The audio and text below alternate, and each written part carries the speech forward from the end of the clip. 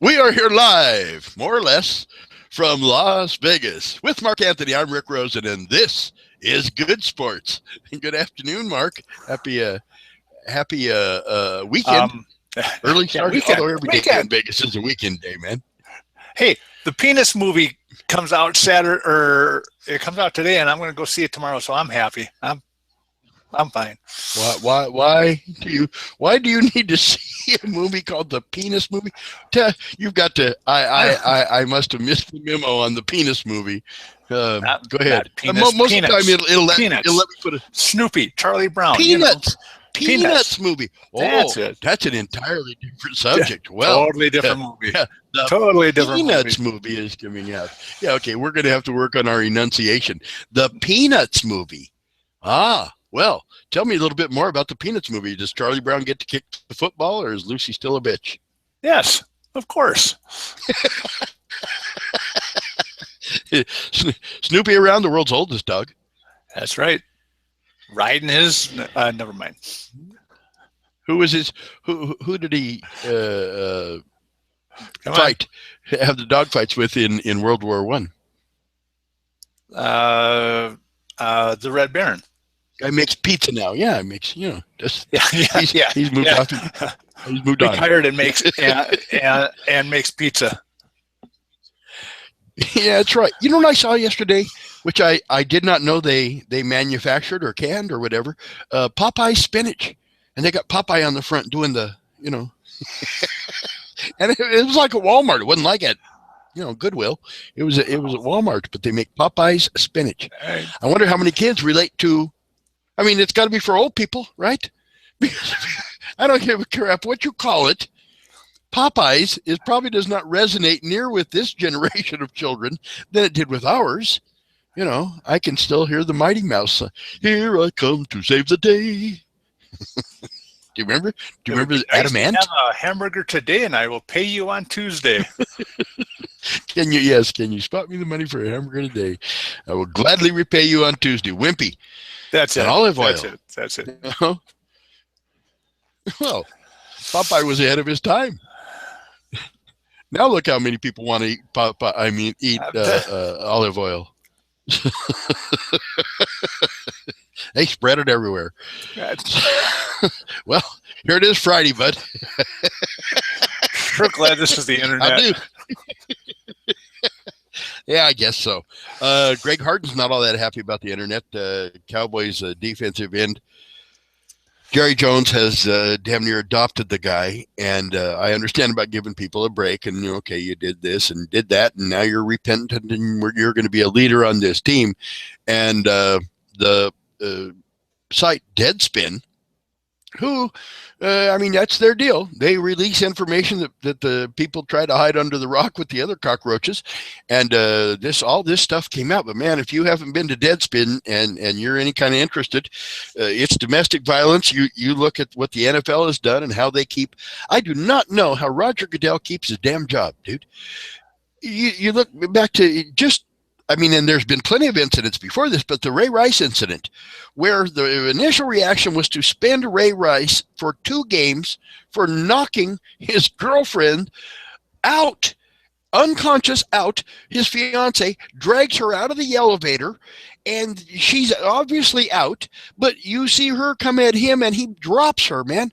And, they're hiding behind, well, we didn't see the entire clip. I don't believe that for a moment. I don't believe there's any point in that clip from the time it starts to where you would say this is a logical place to cut that clip where somebody doesn't see enough or doesn't see, it pretty much from if you see the clip where he hits her, if you see the clip where he draws back, he's not going to slap her.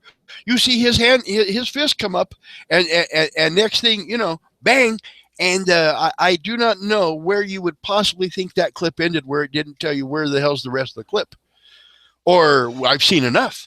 But anyway, the NFL has done it once again.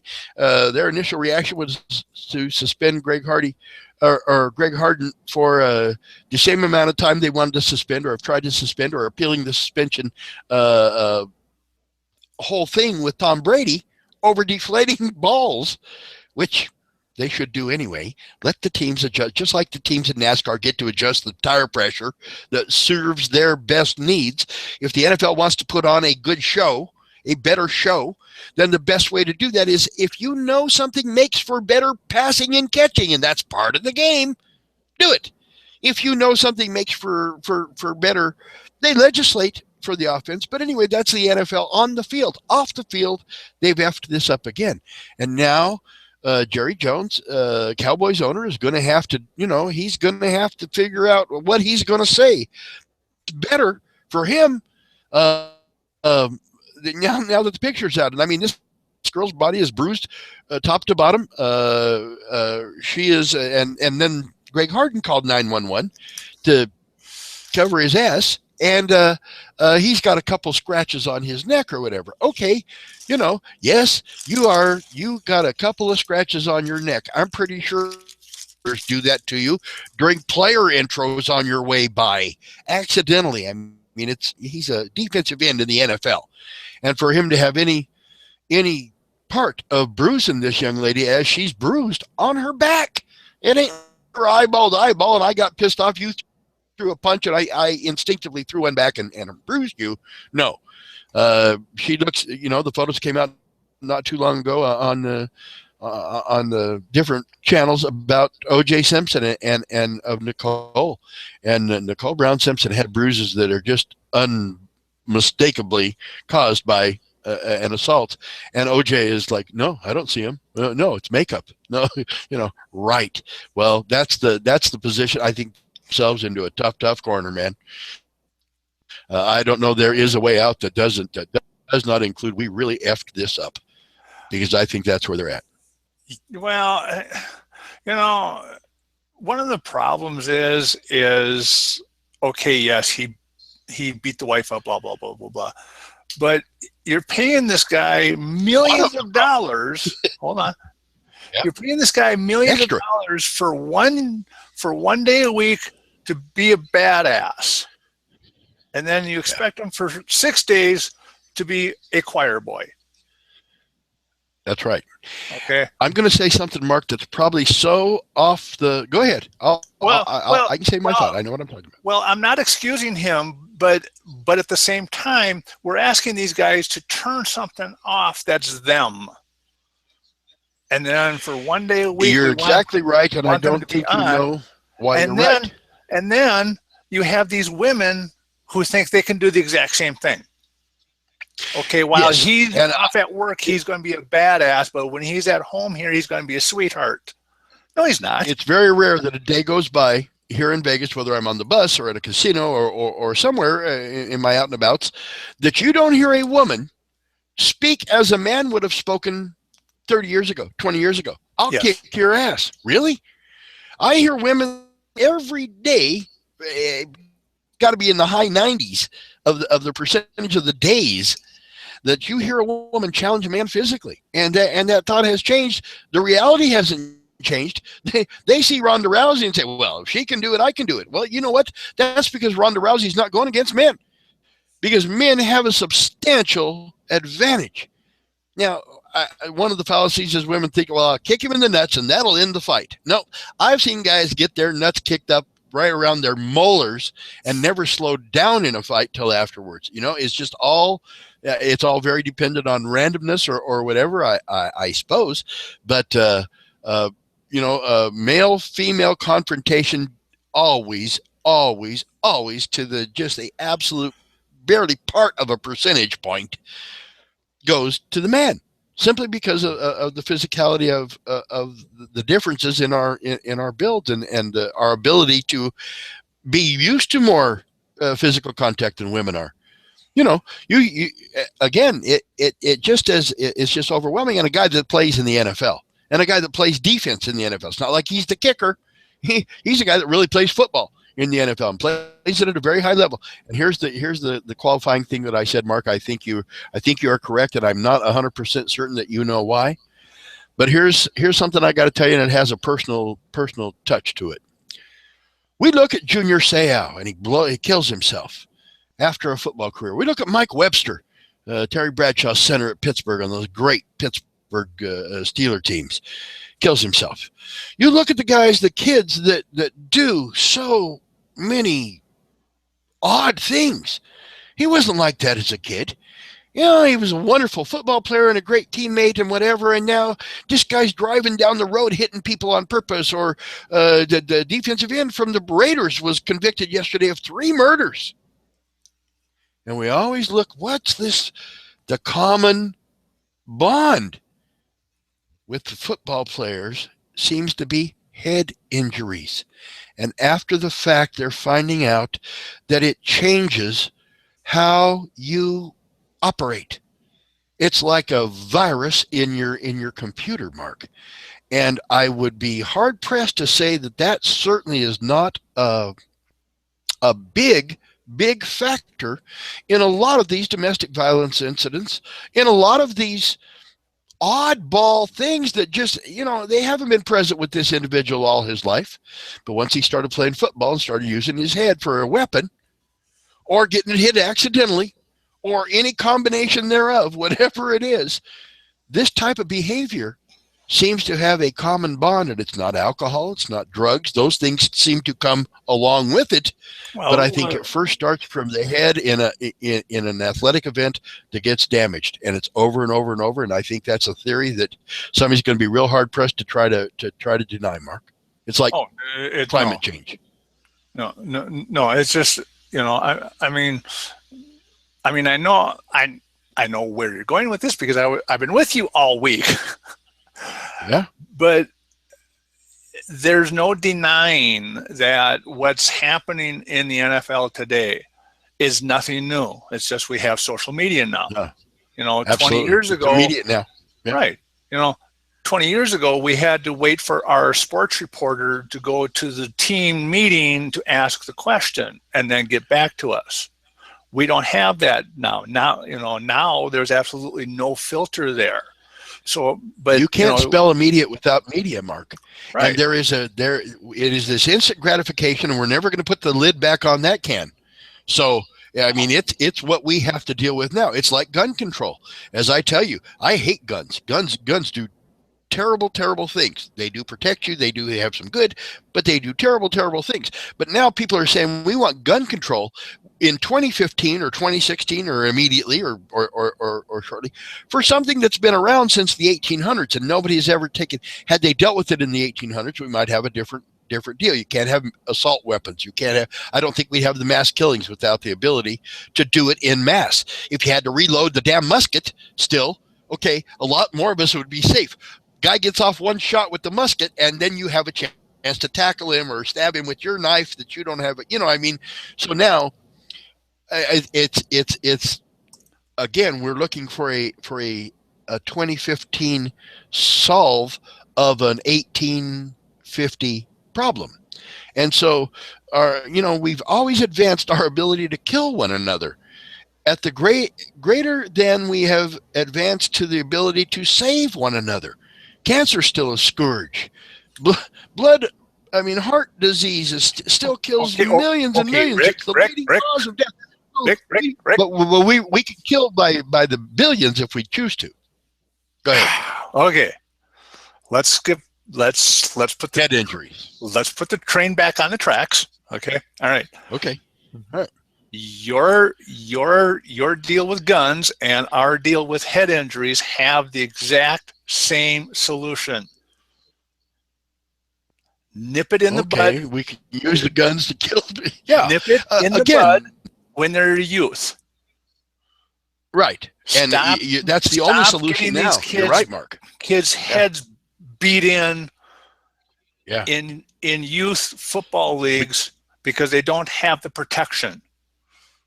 No. And the guys that already have, that are showing this abhorrent behavior, and if my theory is correct, Mark, and there is at least some connection with the head injuries and the playing of the sport that they've chosen to play, that they now entertain us with, is that if anything for these guys, there's nothing, except immediately and not any more damage, but the damage has already been done. And it's going to be a whole generation of football players that have come around and people in combat sports, etc., that could have and should have been saved, but nobody has really given much more than a passing thought to safety. And a passing thought until it's become, because of the internet, until it's become an immediate thing. The day that Junior Seau killed himself, it came across ESPN or whatever, wherever site I was on. Police are responding to a reported shooting at this house in Oceanside, California, and it's believed to be Junior Seau's house. They weren't even on site yet, and they were putting it out that there had been some problem. And then you see the ambulances, and then now it's on live TV, and it's coming across the ESPN site online. And it was that immediacy thing, Mark, but he was already gone. The damage had already been done to Junior Seau. The damage had already been done to Mike Webster when they said he died so young. And all these other guys that do these things. I'm not a huge University of Nebraska fan, but honest to God, Nebraska plays football like you would think Nebraska would play football, like the Packers play football. It's down and dirty time in middle America. There ain't no fancy, dancy, pantsy nonsense that goes on that they think on either coast. It's get down there farmland, let's slug it out football. And you look at Nebraska and all the players that are there and that are now in prison or have been charged with prison or just do some things that you would think, why does a human being do that to another guy like Damakong Seau? My God, I hope I'm wrong about this guy, but he's exhibiting behavior that I don't think a normal human does, and I would hope he didn't start out like that. And I think the injuries are showing themselves, Mark, and somebody has to do something. And this is not an infomercial about that. I believe we are doing something, and I believe we have taken a huge step.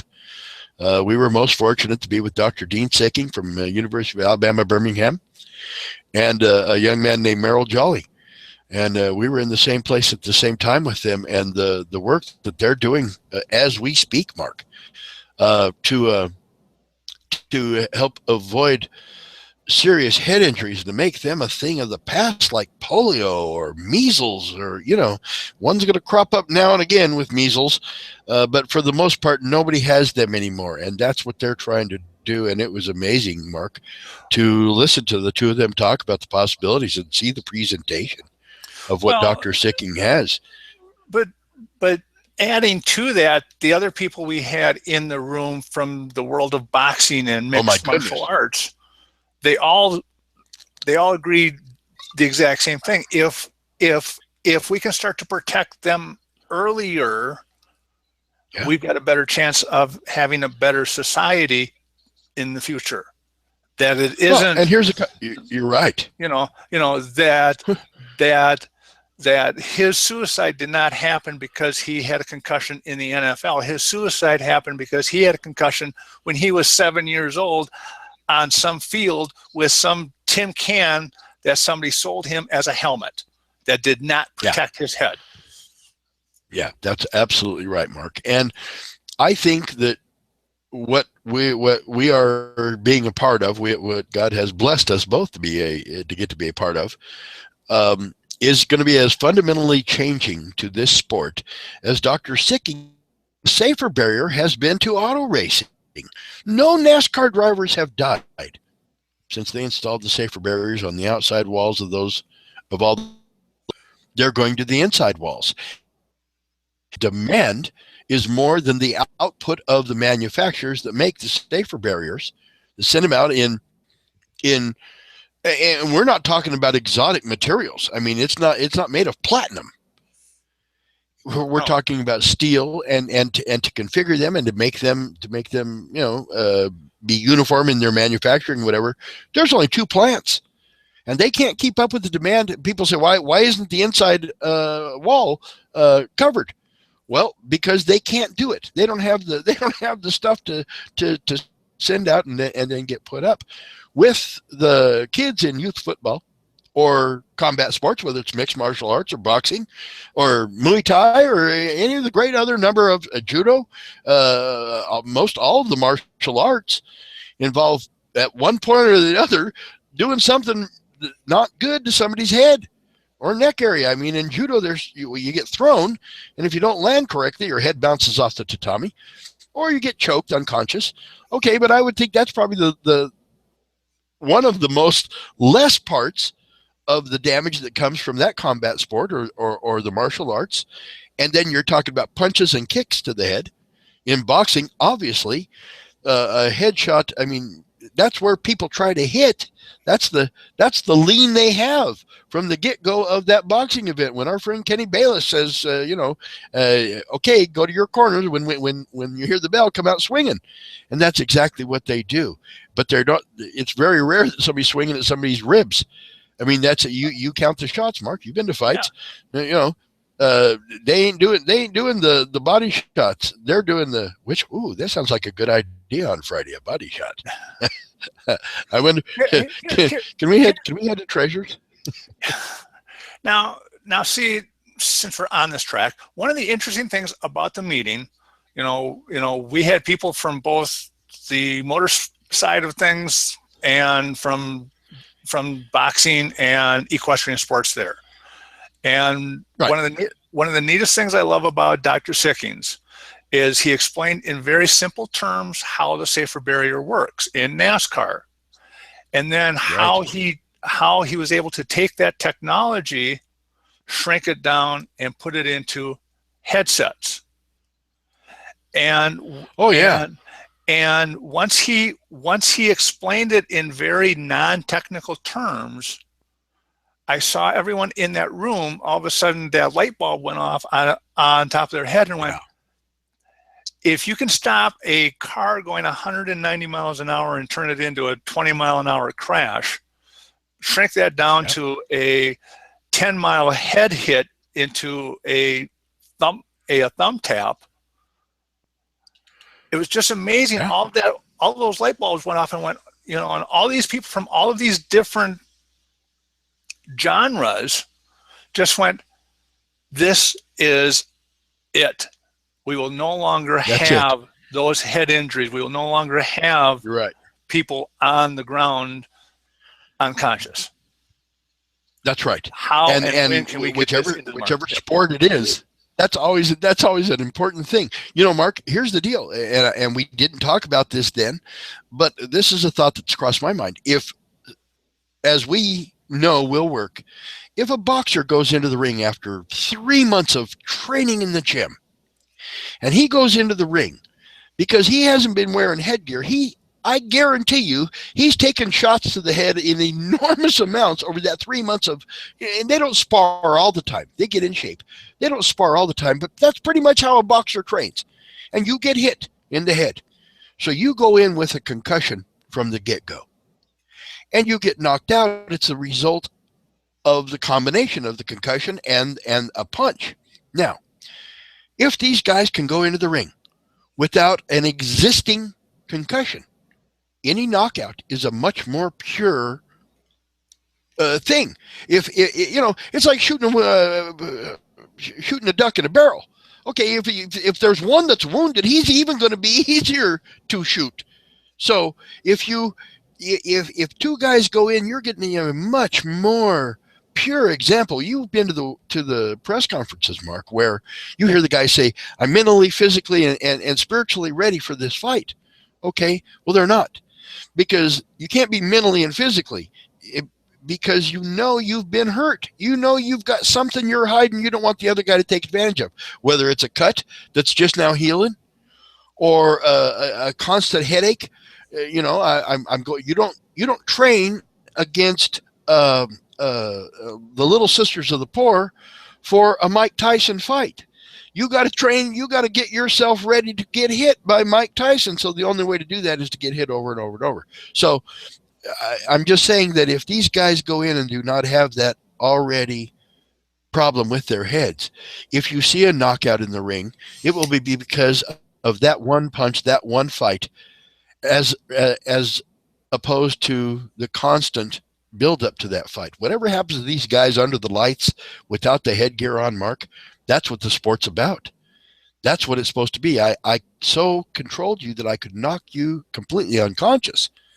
Not that I just took advantage of something that your sparring partners did to you, or 10 fights ago you got some damage or whatever. So I think that's what we're looking at, Mark. And when I talk about it being a fundamental change, I think that's the one of the most fundamental changes, is that when these guys do perform, you're going to get a much better physical performance from them, because they are mentally and physically ready. If you're not hurt, then you can be mentally ready, but you can't be hiding the concussion. You can't know that I've seen guys, I've had to catch guys, former world champion, who was trying to fight 6 weeks after having a detached retina repaired. You're not supposed to do that. No. And I've had to stop fights because guys wanted to get in 2 weeks after being knocked out in another state.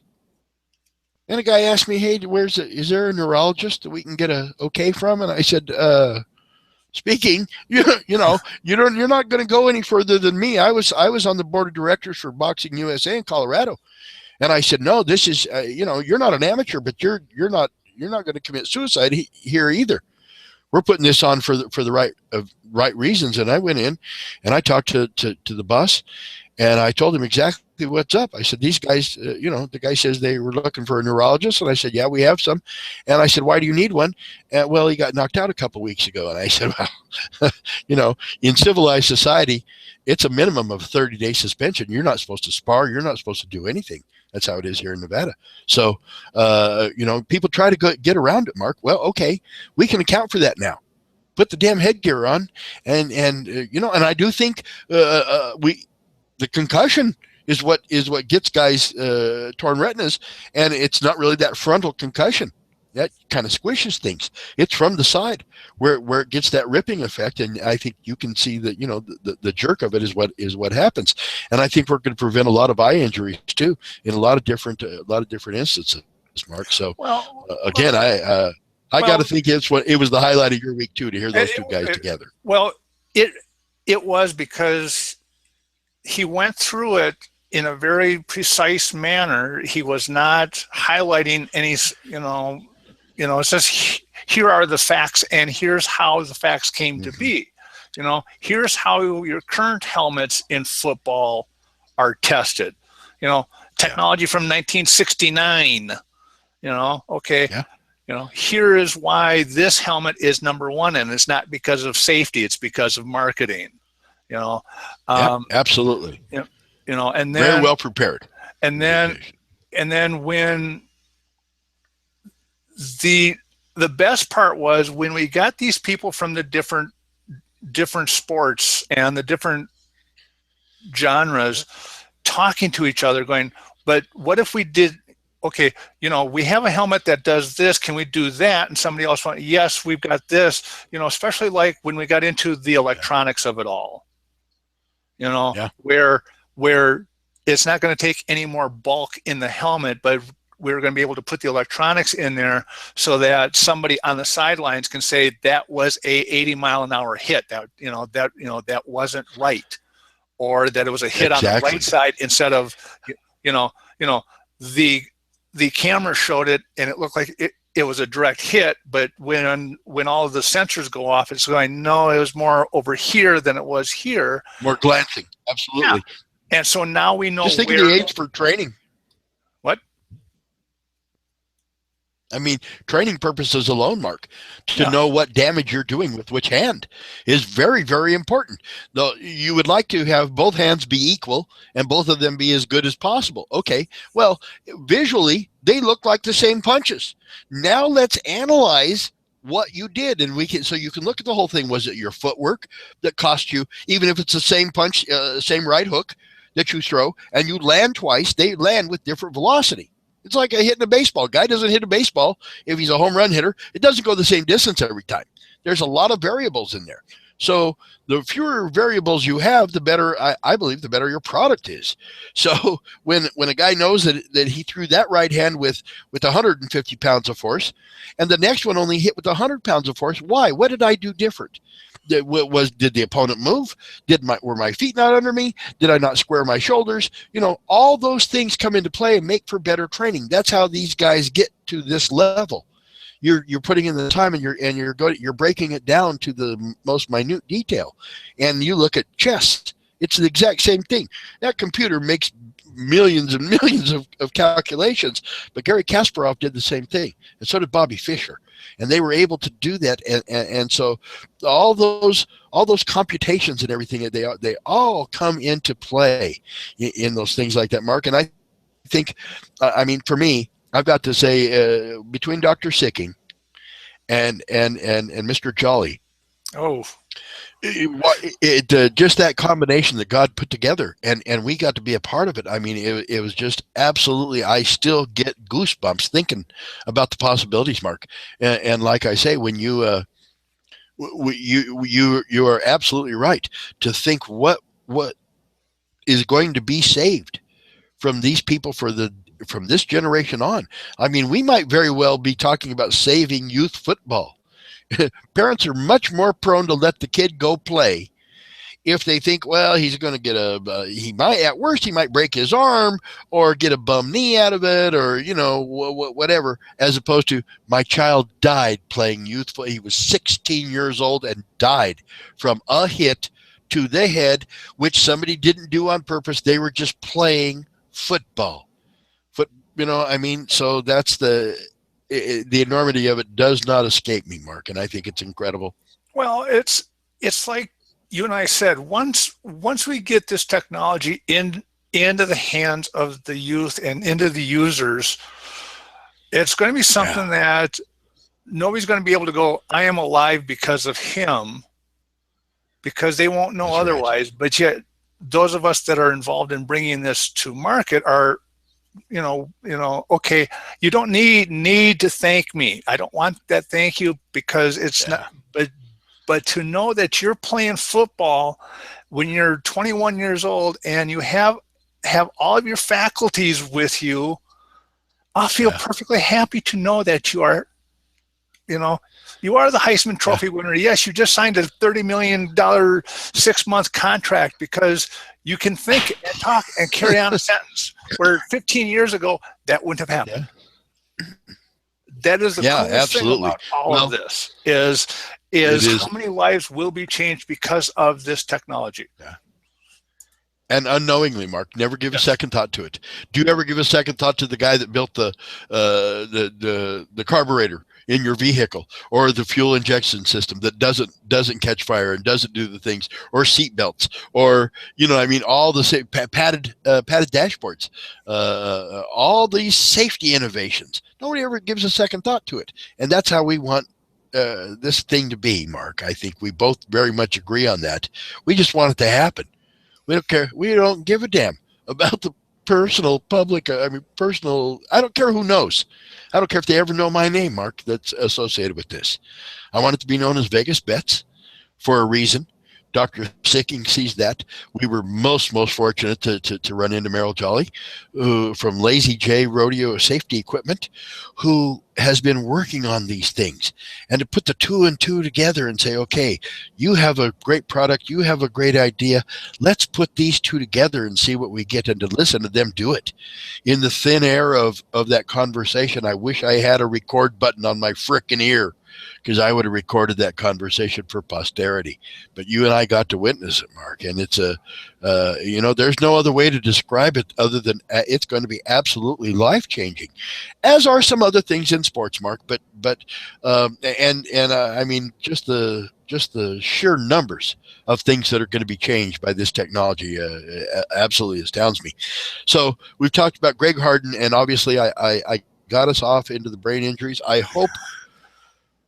I really do hope that there is some external cause to Greg Harden's behavior, because if not, then you have to say, okay, here's a human being who has so lost touch with reality that this is the attitude that he has, and for the Cowboys' sake, they could have and should have done more, the same way with the NFL. On to, you mentioned 6-month contract for $30 million. It's not very far off, Mark. Here's the deal. The Royals have many free agents because when a team wins a championship, it's the opportunity for those guys to cash in. When you're on a 4 and 12 team, not near as many suitors come after you. You really have to be a standout, and it's hard to be a standout on a crappy team. because you have to cover for so many, and you don't have the opportunities. When you play on a team with better players, it allows you to be a better player because they all do their own thing, and you only have to deal with your thing instead of yours and somebody else's. It's that simple. Anyway, every time there's a successful season, players leave. They can cash in now. They used to not be able to do that. You had to remain a Green Bay Packer or a Minnesota Viking or whatever. And baseball, the same thing. They always had the restriction rules, and Kurt Flood opened the floodgates for that. And now you have free agency. And so this is the time when everybody cashes in, and guys that are standouts on crappy teams or even standouts on good teams and choose to leave and live somewhere else and work somewhere else become available after the last day of the World Series. And they have what they call a qualifying offer for guys that are free agents. Their contract has run out. And their team, in some instances, makes a qualifying offer to them. And that means that this guy can sign for this 1-year deal and be a free agent next year. Just exactly, he doesn't lose anything except you're going to get paid this year. You can pay your bills. Your kids aren't going to be out there. I'll work for lunch or whatever. But the minimum 1-year deal is $15.8 million. Okay. So some guys only sign that knowing they're going to make more money than that. And some of them make $30 million for 6 months. There are athletes in our life that make $30 million every 6 months. LeBron James comes to mind. He makes much more than $30 million every 6 months. Wait, the qualifying offer comes from their current team? Yes. Okay. But it's negotiated through the collective bargaining agreement, and the qualifying offer this year, it makes an offer to a free agent and he accepts it. It is for a minimum of $15.8 million. Now, it can be more than that, but it has to at least be $15.8 million for 1 frickin' year. You do the math. How many people dream of hitting megabucks? When megabucks gets to 15 million or 18 million or whatever it is, the line snakes around the corner for people wanting to play that. When the lottery gets up into this, mega millions, the line goes everywhere. Imagine this guy gets to do this, if successful, over, you're thinking an 8 or 10 year career for guys that are free agents that are worth this or that. I mean, that's their earning window. It is like hitting the lottery for every last one of these guys. Imagine here we don't want to offend you, so here's an offer for $15,800,000 to play 1 year, and next year you get to be a free agent. If you've had an even better year, you'll be worth $25-30 million a year, and you can sign a long-term guaranteed contract, and you're good. Wow. The NFL doesn't have guaranteed contracts, so but this is the time of season, Mark, and this is when agents earn their percentage. Now, a good agent, because they time these things. Now, we talked about the details that chess players make. They time these things to end. In other words, the team's willing to go maybe a 3, a 4, or 5 year contract, depending on the other terms. And everybody calculates, okay, now at the end of 3 years, there's a new TV deal that kicks in that year. And we can cash in more. You're going to have much more value at the end of 3 years, even though they're willing to pay you for 5 years. Let's just sign for 3 and be a free agent in 3 years, and hopefully your stats will remain constant, and you're going to hit the lottery of all lotteries.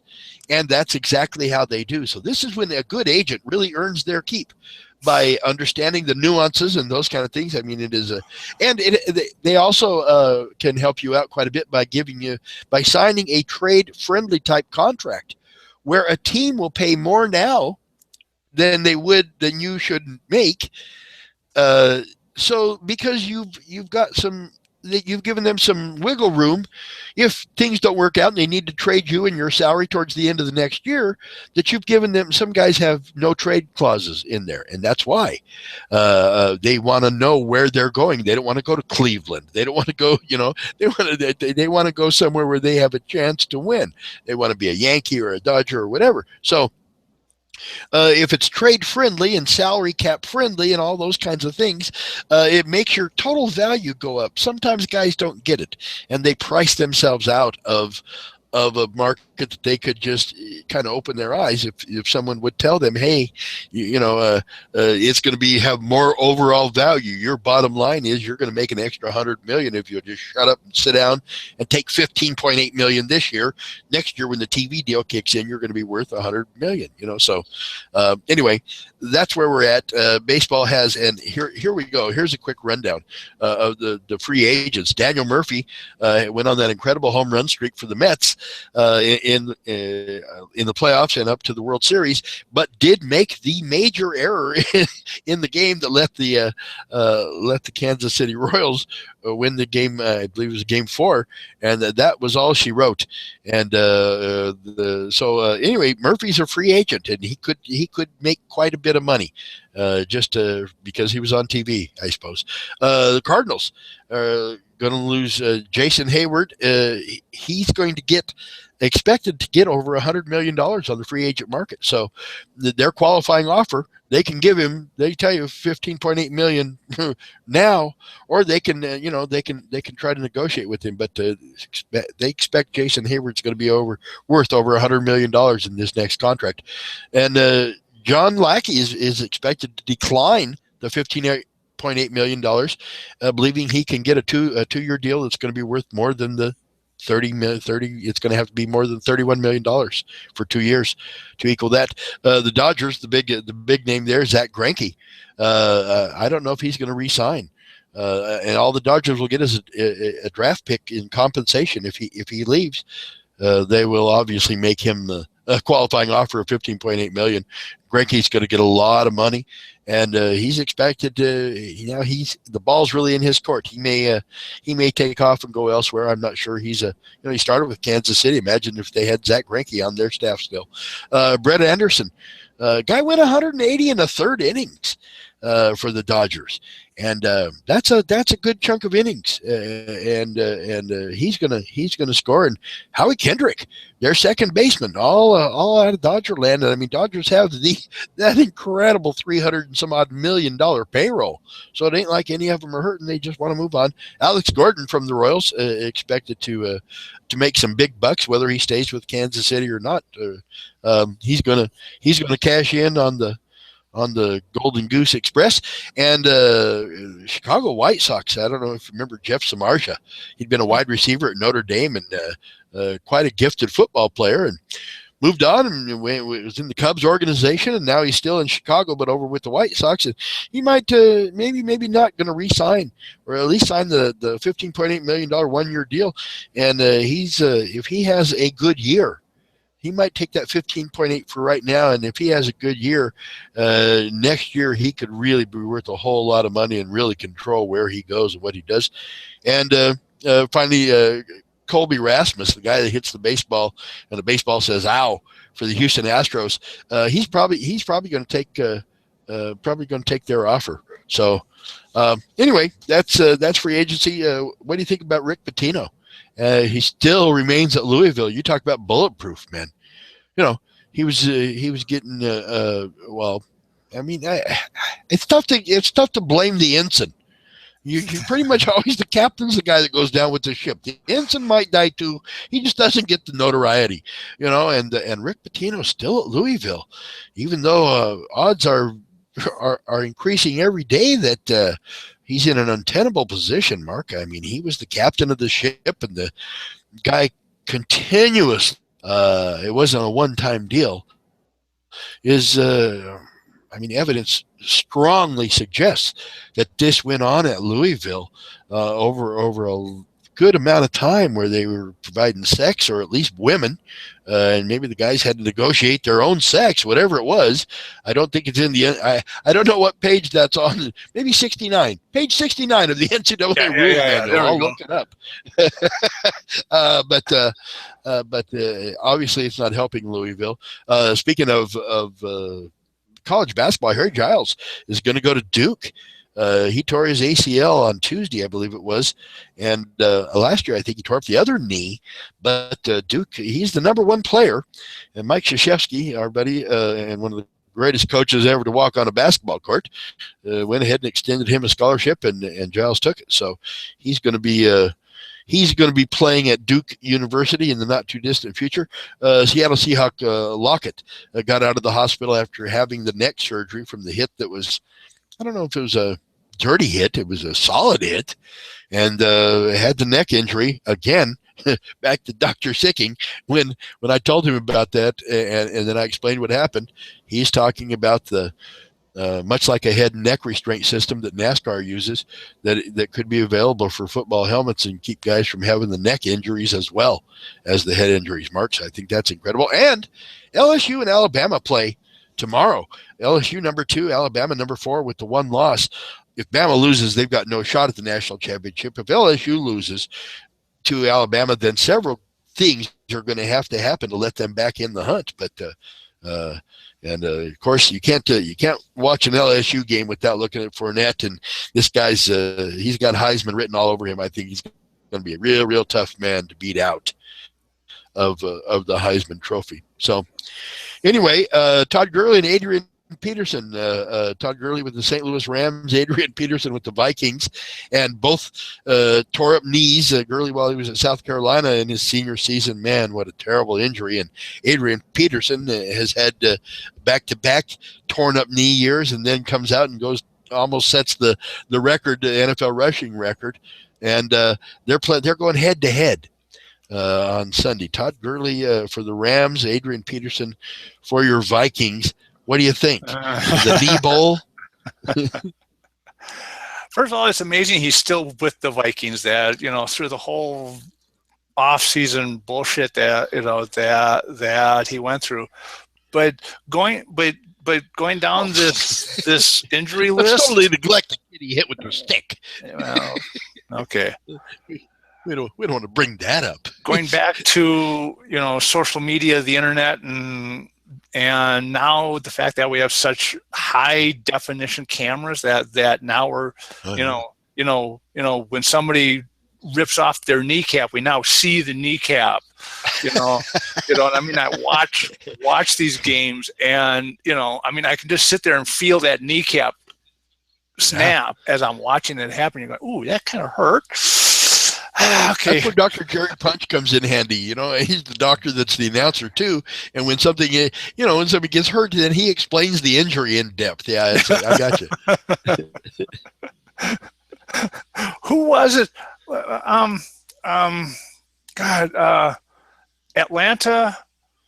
The Atlanta Braves, when they were in the World Series, when Ted Turner owned them, the catcher, I think it was Greg Maddux.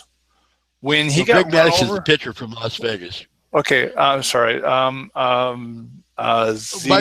the Twins and the Braves were playing in the World Series, and I'll think of who the catcher was. Yes, he did get steamrolled. When the catcher got ran over, and he was kneeling, and both of his legs went the direction that they're not supposed to go in. And I remember watching that, and they just played it over and over, and went, well, he looks injured. Really? The knees aren't supposed to be up around the head. You think something went wrong there, do you? Yeah. And catchers, there's another thing, Mark, that you think about this. Back to what might be available. Catchers are in a really, really tough position because you can't just take the blow. You got to catch the damn ball, or the whole thing. You might as well not get hit. Just get out of the way if you're not going to catch the ball. So your first order is to catch the ball. Now you have to catch the ball coming from one direction and turn to a guy coming at a direct angle for a T-bone wreck, and that's what happens. And catchers, they should have an entire, just a whole set of rules for catchers only. If a guy runs into a catcher in the middle of a catch, the catcher can pick up the bat and attack the man who just ran into him in an equal and proportionate, something needs to be done for the catchers. Should I put that in the suggestion box? Yeah, go ahead. All right. Well, Mark, again, this is, they're coming down to the nitty gritty.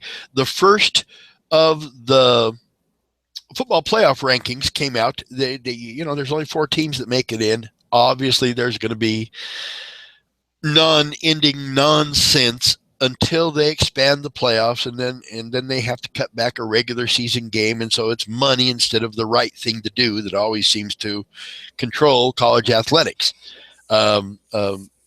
It's just a very, very bad situation when you think about it. If you going to really have a national champion, I mean, they accommodate 68 teams now in basketball. They get to make the playoffs. But in college football, it's down to 4. Okay, we got unbeaten teams that are going to be left out of the national championship. So you got to have some kind of expansion, and you got to be able to, yeah. And one of the things they always talk about, Mark, is the health and safety of the players with that additional game. If they just allow for more games, it's going to be like, Mr. October is now Mr. November because they play the World Series in November. And so they're talking about lengthening the college football season. Well, take one, everybody give up the game against Little Sisters of the Poor in the first of the year and let everybody into a playoff game. I mean, they can have more games. They have all the bowl games, and they had to make a rule that you had to at least have a winning record. You at least had to have 6 wins to get into a bowl game, or there were so many bowl games and not enough teams that they were having teams with losing records playing in bowls. Okay, occasionally that might make sense. The star quarterback went down or something happened. But for the most part, it was just about money, and they make those decisions based on money rather than the right thing to do. The right thing to do is expand the playoffs to more than 4 teams. But look at the bowl games that have been held here at Sam Boyd. I mean, they were so desperate for the biggest bowl game. I mean, I swear one of them was called Frank's Garage Door Opener Bowl game because, they ran out of sponsors for it. How bad of a team do you have to be to not in a bowl game? Come on. You realize this is considered one of the if not the best bowl game at the next level down from the majors. And everybody loves to come to Vegas, but you're right, Mark. And it amazes me when they have this conversation all the time about the new stadium, that they don't get it. It doesn't work in damn near Arizona. It works a whole lot better. Build the stadium in town, build it by the Strip if you want to, across the street from UNLV. Makes the most sense for me. I'd love to see it downtown. I think if nothing else, man, what a huge revitalization thing that would be for downtown. I think it needs to be one of the 2 places, and include UNLV, but they have a bowl game. My God, you look at the places that have, Miami has a major bowl game. The Pasadena has a major bowl. Okay, Vegas is a better option. More people go to Vegas than go to Pasadena on purpose. Maybe Miami is close, but I don't think their visitorship is near what Las Vegas is. And imagine the big attraction they could have if they would just get their heads out of their asses and build a frickin' stadium across the street from UNLV in the empty lot.